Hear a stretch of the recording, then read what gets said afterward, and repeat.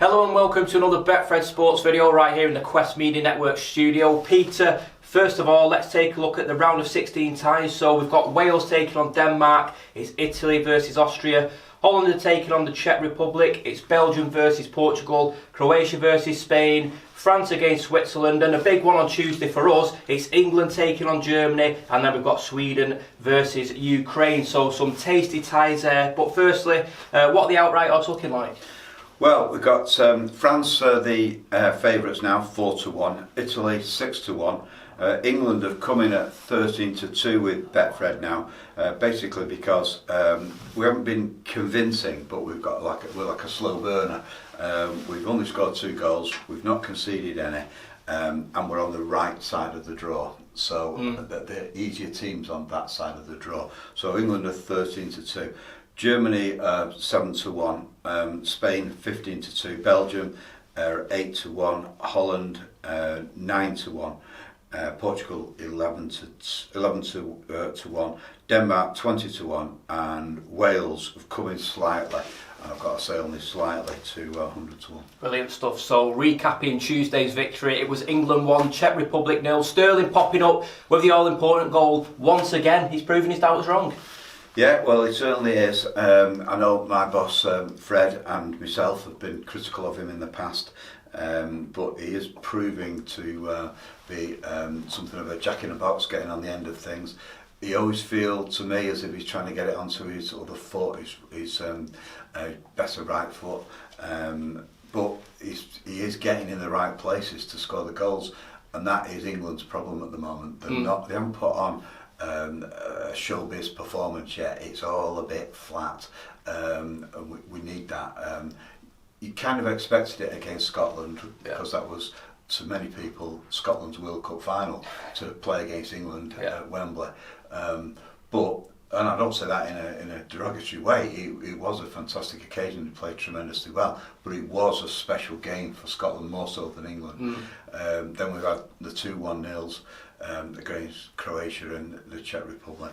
And I just feel that it's now time to step on. My dad tells me, and he lives in Denton, that this is what happened in 1966. It was all dull at the beginning, everyone's going, oh, we're boring, we've got no wingers, blah, blah, blah. And then suddenly it all clicked into place and started winning spectacular matches. Yeah, I mean, you can't please some people. If England were to win the competition, but it was boring football, people would moan. But then they'd also moan if we'd have gone out in the group stage, wouldn't they? I mean, you can't win with some people. No, you certainly can't.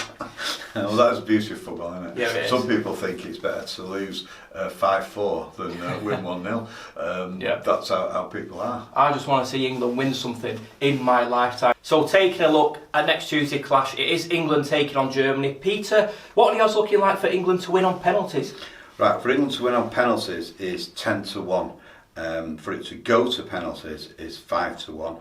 And for England to win, they're the slight favourites at the moment, although I've got to say it's changing quite dramatically, this, with people piling on with the patriotic punt, as we say in the industry. But England are 4-5 with Betfred to win, to beat Germany and go through. Germany 10-11 to qualify for the next stages. Harry Kane, he was at the beginning 5-1 to be the top goal scorer in the competition. He's now drifted, not surprisingly, to 40-1, having not scored any. He is now 7-2 to score the first goal for England against Germany at Wembley on Tuesday. Sterling is 6-1 to carry on his goal scoring streak, and Phil Foden, along with Marcus Rashford, is 8-1 to score the first goal. It was a remarkable night when when it was resolved who England would play, be it Germany or France or even Hungary or Portugal. And in that traumatic night, we had one winner who had £1 bet on both matches ending up 2-2. Anyway, she won £521 on the back of that. Not a bad return, but I bet she wishes she'd have put a tenner on it now. Yeah, I bet she does. Yeah. But anyway, she did well on that. And then we've got the Wales match. If you want to focus on that, it's looking very much like Denmark win that according to the odds, because Denmark are out and out favourites to win that game. They're 2-5 to beat the Welsh. Wales are 7-4 to win, and of course not only are the Wales fans unable to go in the vast majority because of the COVID restrictions. In Amsterdam, where the match is played, that was Eriksen's first club, Ajax. Yeah. So even the neutrals are going to be against Wales. Yeah. And of course Denmark can travel because they're in the EU, and so it will be a really tough task. But that's how the Welsh like it. They're into that. 100-1 to win the competition outright. If all the results go as we hope, not necessarily as the odds say, but if they go as we hope, England win, Wales win. England are destined to play Wales in the semi-final. Well, Wales are always the underdogs, but I mean, was it 5 years ago under Chris Coleman? They proved the doubters wrong. They went to, was it the quarter-finals, semi-finals, is that right? Yeah, quarter-finals, yeah. Well, they did remarkably well. Yeah. And it just shows that if you can up your game and get that camaraderie in the group, you can overcome a lack of absolute quality. And remember, there's only 11 players on the pitch. It's not 22. If it was 22, England would win this hands down, because they've got all the quality they could. But two teams out there who could compete. Wales couldn't do that. Scotland couldn't do that. Croatia couldn't do that. But it's only 11 players, so they've got to get that blend right. Absolutely. Anything can happen in Euro 2020, but looking at next week's fixtures, I mean, we've got Belgium taking on Portugal, Romelu Lukaku taking on Cristiano Ronaldo, the two leading goal scorers in the competition. You know, it's hotting up, isn't it, in that respect? Yeah, you do wonder what it'd be like if those two still played for Manchester United. I mean, what a performance, what a team that would be with those two still playing. But we can only wonder about that. You're right, those are the two top scorers. The latest odds we've got with Betfred are Lukaku is 6-1 to be the top goal scorer, but Ronaldo out there now, 2 goals ahead of the rest. He's 8-11 to be the top scorer in the competition. I mean, this could be Ronaldo's last hurrah, couldn't it, in the Euros? You'd think, with his age, do you think? Well, people have been writing him off for many a year now, or 2 years. All I keep thinking about is how he's the same age as Rooney, and how Rooney is now manager at Derby County. What Rooney could have done with a different regime as Ronaldo has got. I mean, we've all got different bodies, of course, but you think about how Ronaldo has looked after himself so tremendously well.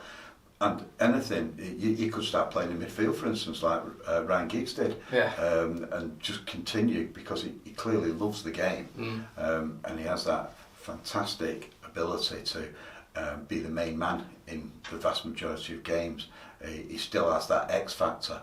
I heard reports about how Germany were trying to combat him when they played against Portugal, but they didn't succeed. They can put 2 or 3 players on him. He's still, you know, some people would say, well, if they put 2 or 3 up against him, it creates space for others. Well, they put 2 or 3 against him, he doesn't need the space for the others, because he goes and does it anyway.